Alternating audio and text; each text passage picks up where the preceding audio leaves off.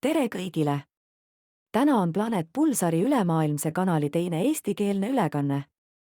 Minu nimi on Eleriin ja täna räägin ma teile tšuudidest, kes olid Läänemere Soome rahvad, kelle ajalugu ulatub tagasi kuni 9. sajandisse. Tšuudide nimi esines Vana-Vene leetopissides ja see tähistas algselt kõiki Kirde-Euroopa mitteslaavlasi. 11. sajandist alates hakkas tšuudide nimi rohkem seostuma eestlastega, kuid täpne päritolu ja tähendus on siiani teadmata. On olemas teooria, et tšuudide all võidakse mõelda erinevaid soome-ugri rahvaid, nagu vepslasi, karjalasi ja eestlasi. Teine teooria väidab, et tšuudid võiksid olla seotud vepslaste rahvaga, kes elab praegu Pihkva oblastis Venemaal. Tšuudide ajalugu on küllaltki keeruline ja nende päritolu on endiselt teema, mida pole täielikult selgitatud. Arvatakse, et tšuudid olid rändrahvas, kes liikusid erinevatesse piirkondadesse ja assimileerusid teiste rahvastega. Tšuudide kultuur oli rikas ja mitmekesine. Nad olid osavad kalurid, jahimehed ja käsitöölised. Tšuudide elu keskmes oli loodus, mis oli nende jaoks püha. Nad uskusid, et kõigel on hing ja austasid looduse jõude. Tšuudide keel oli Läänemere soome keelte hulgas üks vanimaid.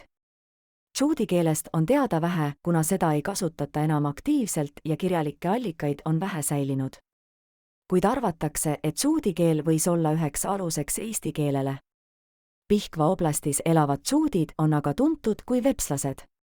Nad on soome-ugri rahvas, kes on ajalooliselt elanud Laadoga järve lõunakaldal ja Äänisjärve ümbruses. Tänapäeval on neid elamas peamiselt Pihkva oblastis, kuid ka Karjala vabariigis ja Leningradi oblastis Venemaal ning Soomes. Vepslased on tuntud oma traditsiooniliste käsitööde, nagu näiteks kangakudumise ja puidust nikerdamise poolest. Samuti on vepslased tuntud oma laulu- ja tantsukultuuri poolest, mida nad on hoolega säilitanud läbi aegade. Vepslaste ajalugu on olnud tihedalt seotud Venemaa ajalooga. Nad on ajalooliselt olnud Venemaa koosseisus ning on selle tõttu mõjutatud Venemaa kultuurist ja traditsioonidest. Samuti on vepslased olnud seotud Soome ja Karjala kultuuridega ning on omaks võtnud nende kultuurilisi ja keelelisi mõjutusi. Tänapäeval on vepslased elanud tugeva assimilatsiooni surve all, eriti seoses vene keele ja kultuuriga.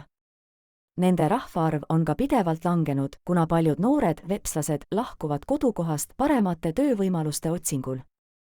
Siiski on vepslased püüdnud säilitada oma kultuurilist identiteeti ja keelt ning neil on ka oma rahvuslik liikumine.